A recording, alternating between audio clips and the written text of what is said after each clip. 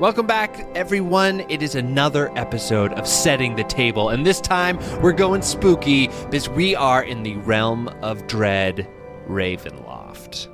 Did I mess that up, guys? You did it so great. I did? Wow, that's amazing. So I know that both of you like this setting. I know for a fact, Daniel, that you have actually ran a campaign in this setting. So you know the deal. Let's tell a little bit about Barovia, Ravenloft, all that stuff, and tips and tricks and do's and don'ts, what makes a good campaign here. But I think that you guys have a really good sense of this one, so I'm just going to sit back and let you guys talk it out because I have honestly no idea other than that I totally copied Strahd for a Powered by the Apocalypse game and just totally wholesale stole him and then put him back in Barovia at the end of it. So that's what you do when you homebrew sometimes. Yeah. You steal ideas. I guess we'll start by saying one of the great things about Ravenloft and the Domains of Dread is no matter what system or scenario you're running, these sort of like pocket dimensions or demi-planes as they're called really fit in anywhere. So at any time you could be pulled into like one of these dark campaigns. Yeah, they're demi-planes. So Ravenloft or the Domains of Dread are demi-planes, or is a demi-plane rather, and it has these dark powers that run all of each of the domains, and Strahd is kind of way up there, but runs Barovia specifically, and as a Lord of Dread, which are correct. like the second to the top. Yeah, correct. Yeah, there's the dark powers, then the Lords of Dread, I believe. And then everyone they fuck with. Yep, absolutely. And the great thing, as you said, is this can be anywhere. So I have actually played in Ravenloft settings in a variety of game systems. I played in 5th edition. I think I played at least a one-shot, like a Strahd Must Die Tonight kind of thing in 3.5 once. And then Savage Worlds, I did, someone retrofitted the 5th edition version of Curse of Strahd into Savage Worlds, and that was an absolute blast. And yeah, that's for people who don't know, a TTRPG that is Weird West centric. Yeah, that's really cool. Because there's like a lot of World War I kind of setting. It was like really a lot, cool. Because again, for people who might not know, I just recently read this manual. So after the Civil War sort of happened, kind of a zombie plague also happened because of magic that the South was trying to use to overcome their losses. So it kind of, you're right, it kind of fits in perfectly with Savage Worlds. And but like you said, Daniel, it's a demi-plane that you can just yank your players and plop them in there, and now you've got some gothic horror fun to have. And we're Halloween boys at this podcast, so we love a big spooky one-shot / entire campaign. Yeah.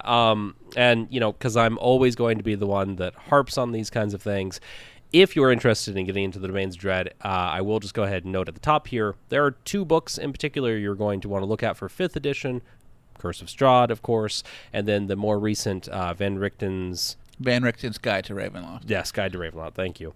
Which goes more into each of the domains of dread, and I think really is where we're speaking from, in addition to our own play experiences. Because, again, like if you're doing these, you can read those books. There's also a lot of novels that I think have taken place in Ravenloft. And I've never mentioned this on this podcast before, but I really fucking love Dragonlance. And there's a character there called Lord Soth who would be perfect to be like sort of a Lord of Dread in any one of these sort of scenarios. Well, that's interesting you say that because Van Richten's Guide to Ravenloft actually talks about creating your own Lords of Dread. So you can create your own and create their own little domain as well. They have got the instructions on how to do that in that book. Lord Soth is going to create a domain of dread and interfere with the world of Coronor soon. All right, I'm ready for it. I'm always ready to go back to Domain of Dread. So, Daniel, what is it specifically? Obviously, we're Halloween boys, as you said, but Halloween. That's right. But like, what is it that draws you in specifically? Is because you're. If I might say, you don't like horror movies. I don't particularly like watching horror. I always feel really bad. Like if you're watching a horror movie and you know that something terrible is going to happen to these characters, and it it hurts my heart to like sit there and know that they're going to be maimed or scarred or mentally traumatized. But when I'm doing it to other people, you saw Shade pass the mic to me, and you knew that this bullshit was gonna be called out. It's different when I'm writing it You to literally make it happen. Dear listeners, there was a moment in a campaign where we walked into a room and there was a man with several swords in him, and we had to pull out different swords to open doors. He was a lock. Okay, I would just like to correct one thing. You had to put swords into him to open the doors. I'm so sorry. I'm so sorry. My character's brain was sucked out of his head just a couple weeks ago, but he's alive. Like, thank you for resurrection spells. We're not. These things happen. Yeah, these things happen. That's D&D. But so you like being behind the wheel there, but like, what is it that appeals to you? I guess you could say that if you're in like a horror movie, you don't want to be the survivor. You want to be the slasher. Oh, okay. And so I guess that's why I like Domains of Dread, because it's about I get to be the big scary monster in the woods, which is a lot more fun than being the person trying to survive and hoping all of your friends survive. I will say that, and I'm just a shot out in the dark, having run a campaign that was all about kind of creeping dread and horror and like a monster behind the scenes that would continuously, different monsters, but they kept coming out and they had to be dealt with. It does give you much more agency over how your players feel and like the atmosphere and everything. It allows you to have a much more direct hand in that, because you can say, oh, you guys are having this really nice moment. Strahd walks out from the shadows and is like, you guys all suck. You killed my Frankenstein monster. I'm going to just slash off one of your arms and leave. You know, that kind of stuff. That is absolutely one of the things. I'm with you both on this for running it. I like that. I like a known antagonist. And I like a known antagonist that, in theory, could kill you right now, but won't for some reason. But may start to, and it kind of keeps the players on their toes. I also like that from a player perspective of running in there and going, I don't know what's going to happen tonight. Like, this might be it for this character. I think a good way to run the antagonist in sort of like a horror campaign where you know the monster could kill you at any time is to play it up as the monster just hasn't noticed you yet. Like, it's not electing not to kill you, just doesn't even know that you're there, to sort of give you that whole sense of we need to do things and we need to not draw attention. That's very Amnesia, the video game, where whenever you're noticed, you are totally screwed. So it is all about keeping yourself hidden, keeping yourself safe. I have a lot of thoughts about running horror games. We'll probably do a full episode about it.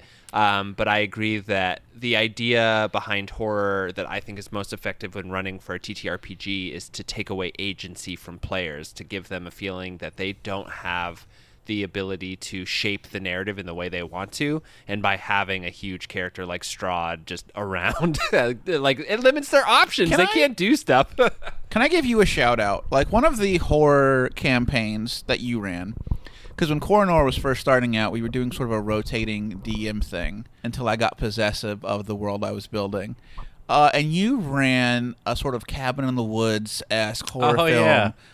With real-life cannibal Shia LaBeouf as the main antagonist. And we did not see that coming. Yeah.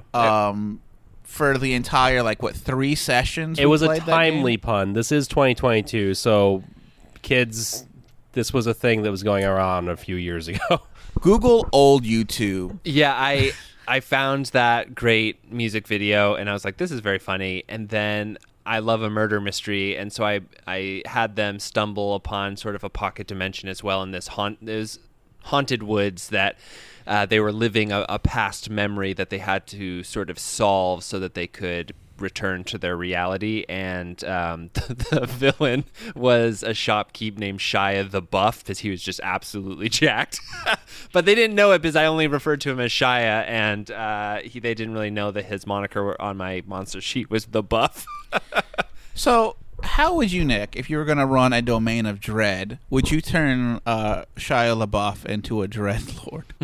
How would I do that? So I think that I have never run a Domain of Dread campaign, so I can't say for sure. I really like to keep my horror campaigns hyper local, so that you build relationships and wants of the NPCs and the locations around you, so that if I have, you guys running away from someone, and then you see an NPC that you like who's not going to make it out unless one of you stops and tries to help, then that adds stakes to a thing that otherwise you could just be like, we run away, and then what do I do?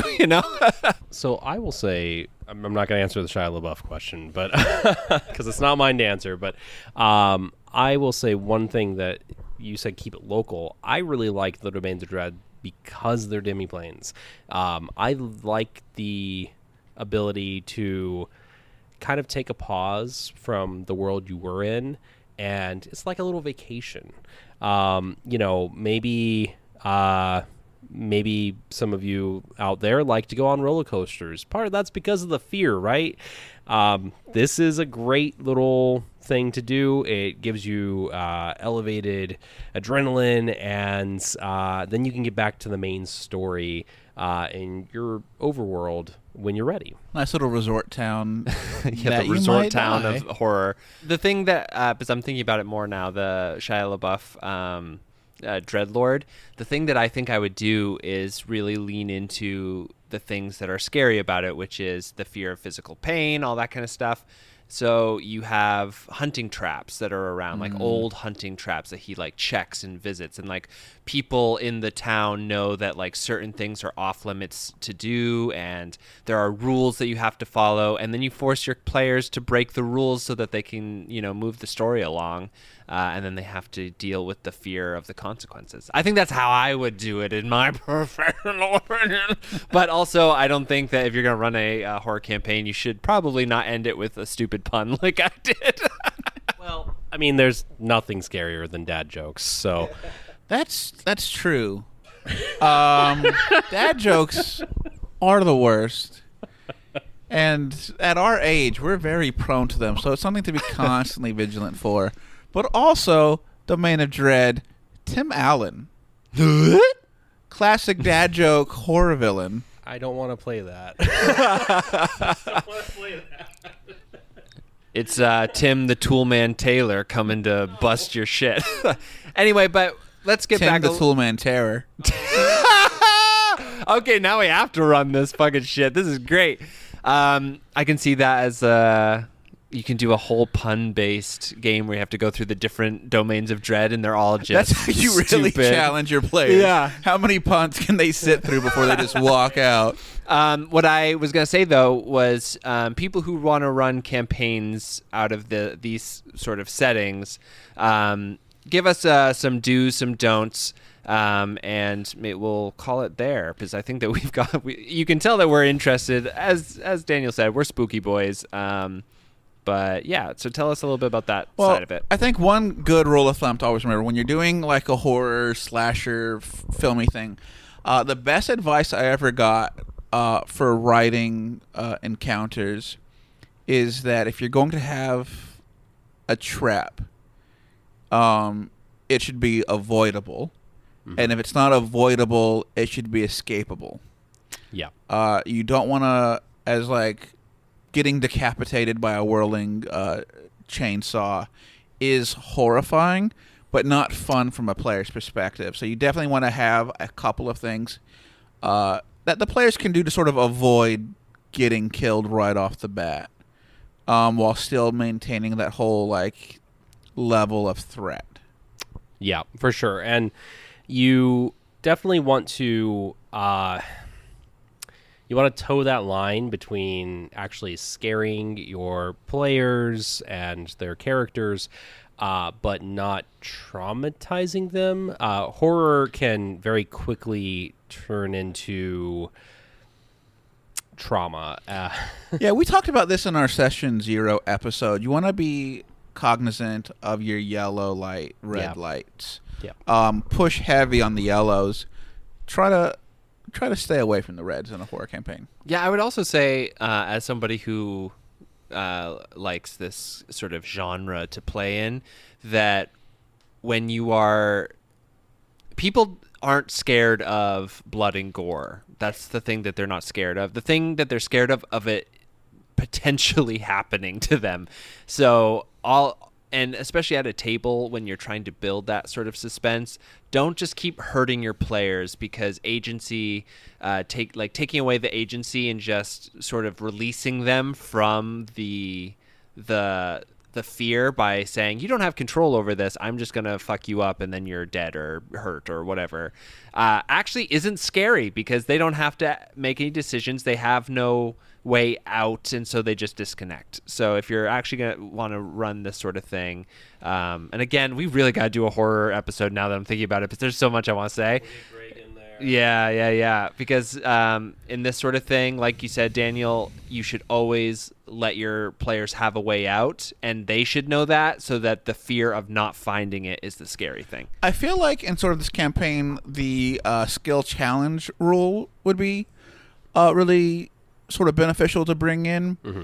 You see the trap, and it's going to cut into you, but you've got a couple of chances to get out of it. You got to roll 3 failures before 5, or 3 successes before 3 failures, to sort of avoid what's happening. And that gives the players a chance to A, get out of it, but B, they have to sit there and watch it coming and know that any flip of the dice could go poorly for them.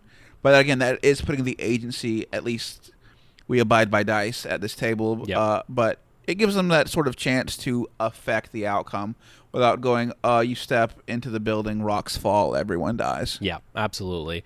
And then some other things, again, if you're running in 5th edition, check out those books, Van Richten's Guide to Ravenloft and Curse of Strahd. A lot of great content there. But don't stop at those books. Go and check out your favorite horror movies. Go and check out your favorite horror stories. Draw that inspiration from wherever you can, because chances are you can probably just borrow all of that content. I mean, Strahd is just Dracula. And Dracula's public domain, so just go straight to the source. That's right.